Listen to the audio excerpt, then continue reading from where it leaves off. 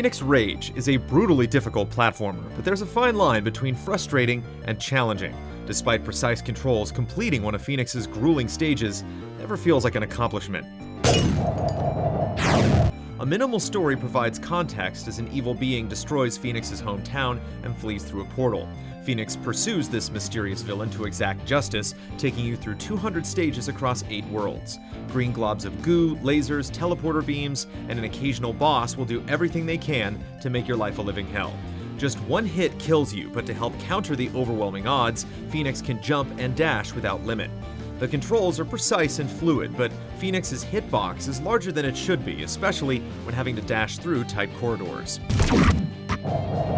The biggest problem with Fenix Rage is that winning almost always feels like it's a result of luck rather than skill. Sometimes just spamming the dash button to get through precarious situations is the best option to make it through a wave of enemies. When you die, everything in the stage resets position except the enemies. If enemies have tracked your movement to a different location, victory comes simply by luring them away from your ideal path. The majority of deaths feel beyond your control, with victory coming just because an enemy is a few pixels to the left or right.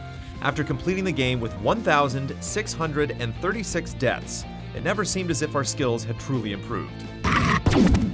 Levels are creatively laid out, with some focusing on teleporter puzzles while others are more straightforward. Despite the wide variety, they do begin to feel redundant, and none are particularly memorable above the rest. Completing each stage under a certain time yields a star, which can then be spent unlocking any of the 9 minigames. One involves keeping a soccer ball in the air by hitting it with dashes while avoiding enemies. Another is a tribute to Pac-Man, which has you collecting as many cookies as you can in a grid-like arena, avoiding ghostly globs along the way. These are great diversions from the core game, giving you a chance to catch your breath. Speaking of cookies, Fenix Rage has one of the most original sets of collectibles in recent memory. Each stage hides a cookie within, and if you successfully collect all of the cookies in a world, you unlock a real-life recipe. We haven't preheated our ovens just yet, but these treats sound absolutely delicious. Aside from cookies and minigames, there's also a challenge mode, further increasing the difficulty by limiting the amount of times Fenix can jump and dash. It can be fun to try to figure out the perfect way to beat a stage, and adds a layer of thoughtfulness not particularly seen in the core game.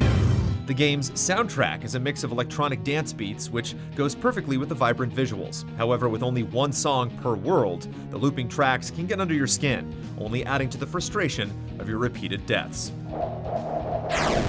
Fenix Rage isn't for everybody. Some fans of Super Meat Boy, Flappy Bird, and other challenging platformers may want to test their mettle in a new arena, but conquering its trials results in a hollow sense of victory.